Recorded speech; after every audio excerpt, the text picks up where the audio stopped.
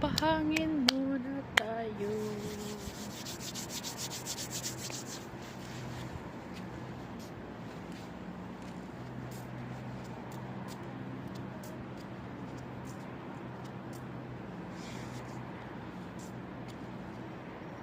Para ma-relax naman ang ating mga isip, katawan, mahanginan, presko galing sa dagat ang hangin.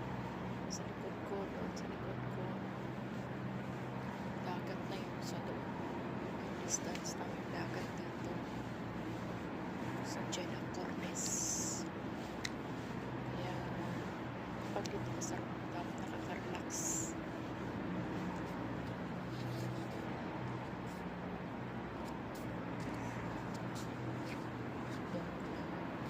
Pinupungkal dun sa likod. Dito lang tayo masaya sa rooftop, mga kaibigan. Nakaka-relax tayo dito. Habang wala pang gagawin, tumakas lang ako.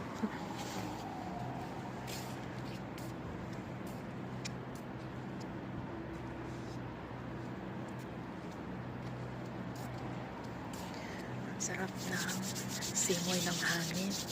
Dumadampi sa aking mga likod at parang nawawala lahat ang mga stress mo, homesick mo, boring mo pag nadampian ka ng hangin galing sa dagat.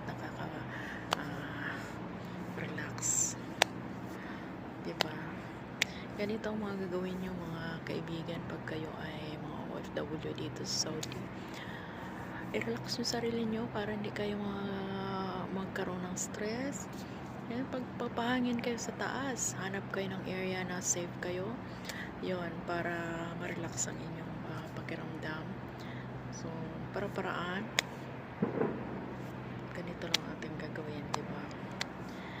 So ito lang ginagawa ko para ma-relax ako sa maghapon ginagawa. So hindi pa tapos ang aming duty, magpapakain pa kami ng dinner or marami pa kaming gagawin mamaya. Pagpa-chance ko na ito, magpahangin muna dito.